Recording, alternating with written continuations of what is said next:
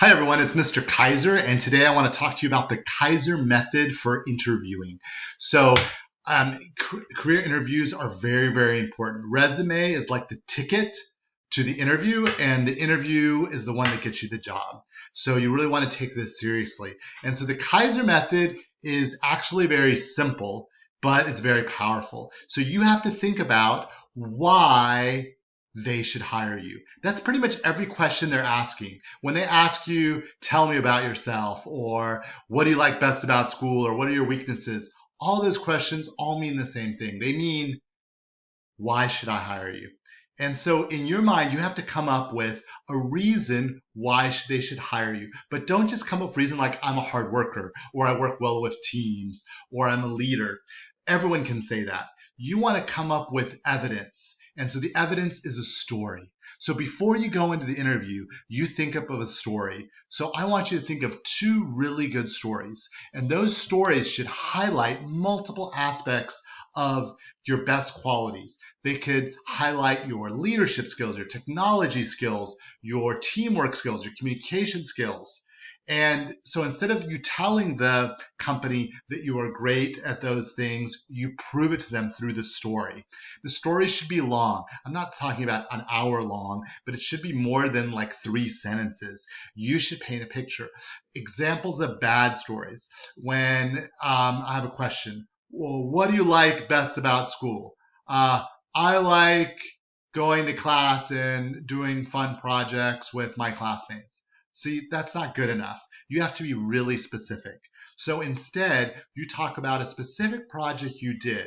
Maybe it's a project from this class, either engineering or robotics, something you worked on. You explain to them. So, for example, you might say, in my intro to programming and robotics class, I had to work together with a partner to design, build, and program a robot that would autonomously drive and drop a ball inside a goal in the shortest amount of time possible. So, and then you would explain the challenges you had, how you fixed those challenges. It doesn't matter if you won or lost.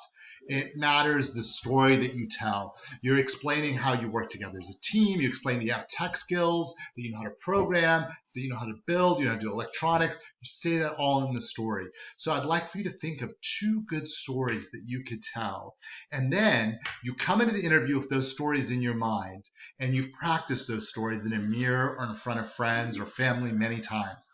You don't know what they're going to ask you in the interview. It doesn't matter. You take whatever question they ask and you tell them the story. So if they ask you, how would your former employers or teachers describe you?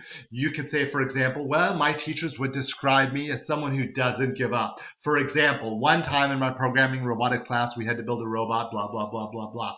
If they ask you, tell me about a time you had a problem, how you solved it, you could tell that same story. Or about what you like best about school. I like working with other students and solving a problem, and then you go on and tell the story. That's the Kaiser method. It doesn't matter what they tell you, what they ask you, you can always answer with the story.